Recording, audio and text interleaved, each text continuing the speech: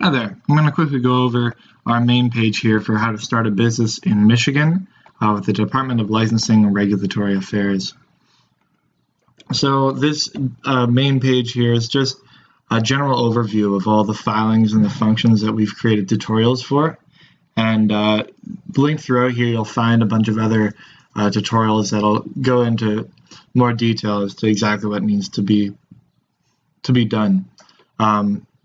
But let's just get started here. So we've covered corporations, limited liability companies, and partnerships. And regardless of which one of those entities you're planning on forming, we usually recommend that you conduct a business entity search prior to registration. This is to make sure that the name that you plan on operating with is available for use in Michigan, hasn't been registered by another business entity.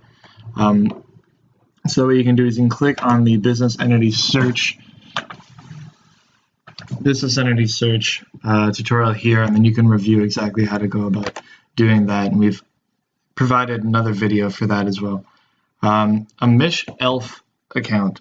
This is not an online account because there is actually no online filing portal on the government website. But if you plan on submitting your filing forms by fax or by email, you'll need to create a MishElf account. And if you click here, you're going to get a tutorial on how to go about doing that.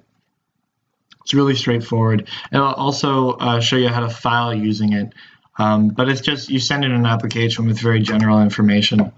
And through that, you'll be able to submit your filing forms and pay your filing fee by credit card as well.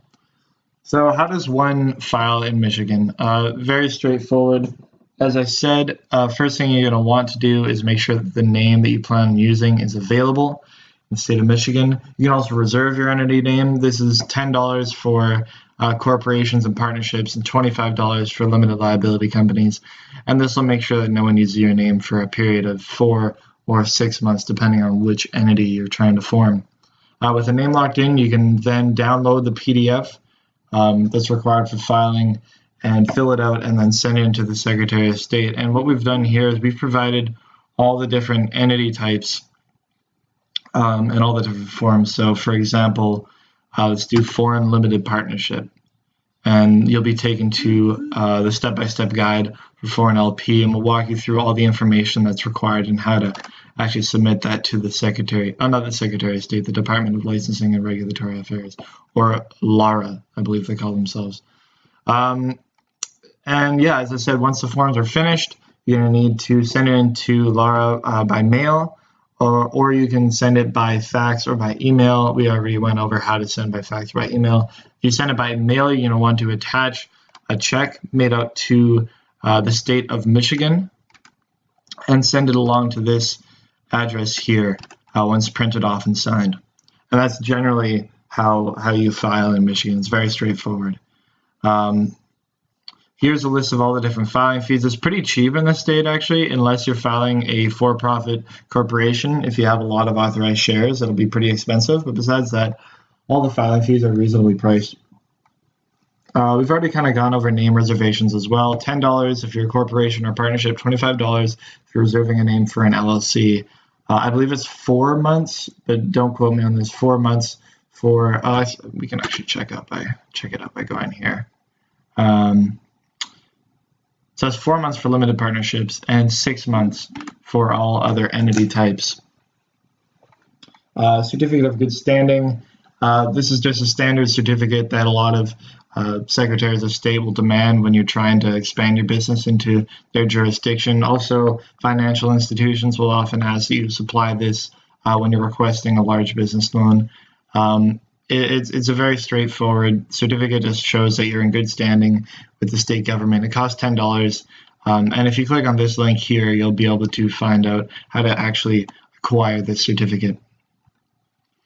Agreements. This is, like in most states, not a legally required document for business entities. You don't need to have an operating agreement, a partnership agreement, or a corporate bylaw. That being said, it's always recommended that you do because it enables you to properly manage and organize your internal affairs. And this can be used as a legal reference as well, in case there's any confusion or any legal disputes amongst managing members or with the government. You'll be able to show this document as legal proof for how you plan on managing. So if you click on any one of these, so let's just do operating agreement for now. Click on any one of these and you're going to get a free template available in Microsoft Word or Adobe PDF. You can download that.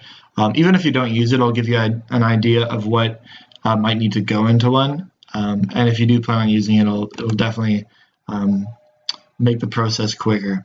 Employer identification number. This is something that's issued by the IRS to each employer in the United States that pays withholding taxes on their employees. So there's a very good chance that you need to apply for this immediately after registration or even during registration to make sure that once you're finished, you can open company bank accounts, apply for credit cards, hire employees legally, do all that fun stuff as an entity. So if you click on this link here, you'll be brought to our tutorial on how to apply both online and through the mail. I hope that was a little bit helpful. As I said, feel free to click on the links throughout here. It'll give you a better idea of exactly what you need to do and get you on your way to filing in Michigan. All right, good luck, guys.